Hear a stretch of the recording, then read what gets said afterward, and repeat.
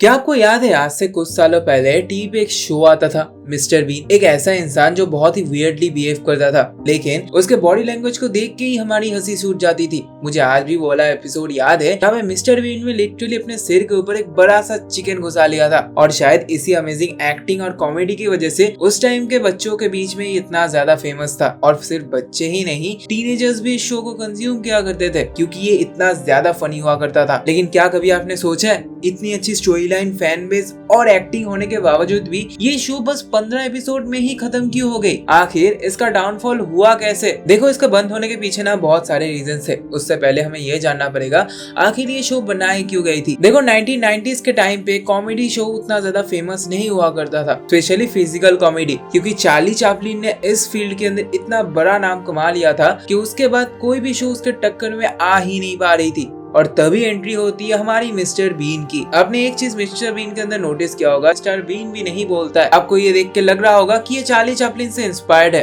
But असल में mister been के जो एक्टर है रोवन एटकिंसन, वो असल में रियल लाइफ में बहुत ज्यादा स्टम्बल करते हैं। और इसी वजह से डायरेक्टर ने इस शो को ऐसे लिखा कि मिस्टर बीन को कुछ बोलना ही ना पड़े, ताकि इस दुनिया के अंदर कोई भी इंसान बिना किसी लैंग्वेज बैरियर के इस शो को एंजॉय कर सके। और प्लस मिस्टर रोवन एटकिंसन बस अपने बॉडी लैंग्वेज को यूज करके लोगों को इतने अच्छे से हंसा सके। और फिर आता है उनका टेडी। सच बताऊं तो बचपन में ये टेडी मुझे इतना अच्छा लगता था कि हमेशा मुझे लगता था एक एपिसोड में टेडी बोलने लगेगा, क्योंकि आप ही खुद इमेजिन करो एक ग्रोन अप इंसान एक टेडी से इतना प्यार कर सकता है जो बोलता भी ना हो, लेकिन मिस्टर बीन करता था। और यही चीज मिस्टर बीन को सब शो से अलग बना देती है, और इसी वजह से ये शो इतनी अच्छी चल रही थी। लेकिन सिर्फ 15 एपिसोड के बाद ही इसका प्रोडक्शन बंद कर दिया गया। और इसके पीछे जो सबसे पहला रीजन है वो है क्रिएटर्स कभी चाहते ही नहीं थे कि ये शो लॉन्ग टाइम तक चले। जी हाँ, क्रिएटर्स का मानना था कि अगर हम मिस्टर बीन को लॉन्ग टाइम तक चलाएंगे तो ये एक कल्ट क्लासिक सीरीज नहीं रहेगा। आपने एक चीज नोटिस किया होगा, सालों तक जो सीरीज चलती है जैसे तारक मेहता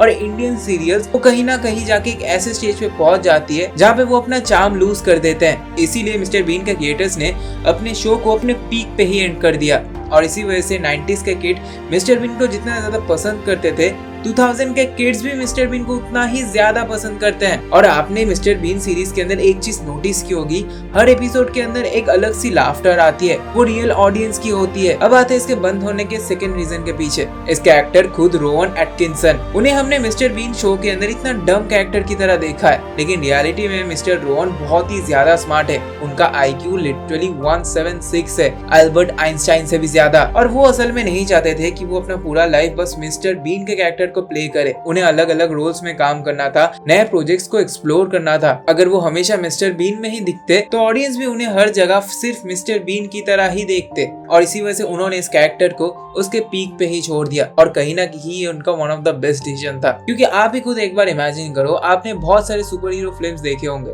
और जब भी वो एक्टर किसी भी दूसरे फिल्म के अंदर आता है तो आपके दिमाग में भी ये थॉट आ रहा होगा ना कि मैंने तो उसे इस सुपर हीरो फिल्म में देखा है। इसका परफेक्ट एग्जांपल है हेनरी कैविल। सुपरमैन मूवी में आने के बाद हेनरी कैविल का टोटल इमेज ही सुपरमैन बन गया है। आज के टाइम पे वो अलग अलग प्रोजेक्ट्स में काम तो करते हैं, लेकिन लोग हमेशा उन्हें एज ए सुपरमैन ही देखते हैं। और इसीलिए लियोनार्डो डिकैप्रियो बोलते हैं, अगर तुमको अपना एक्टिंग करियर बचाना है तो never do super hero films. अब आते हैं इसके बंद होने के लास्ट रीजन के पीछे, जो है बिजनेस। देखो, लाइव एपिसोड्स बनाने में ना बहुत ज्यादा पैसा लगता है, बहुत ज्यादा, वो भी 90s के टाइम पे। उस टाइम पे इस क्वालिटी में शूट करना और भी ज्यादा एक्सपेंसिव होता था, लेकिन उसके कंपैरिजन में एनिमेशन बनाना बहुत ही ज्यादा सस्ता पड़ता है और उससे भी ज्यादा ऑडियंस तक पहुंचता है। और इसीलिए मिस्टर बीन की जो फ्रेंचाइजी थी, उन्होंने ये सोचा कि हम 15 एपिसोड्स के बाद अगर ये सीरीज पॉपुलर हो गई तो हम एक एनिमेटेड शो निकाल देंगे। और कहीं ना कहीं ये डिसीजन उनकी one of the best decision थी, क्योंकि मैंने जितना mister Bean live action show को नहीं देखा है, उससे ज्यादा मिस्टर बीन कार्टून को देखा है। और शायद इसी डिसीजन के वजह से आज मिस्टर बीन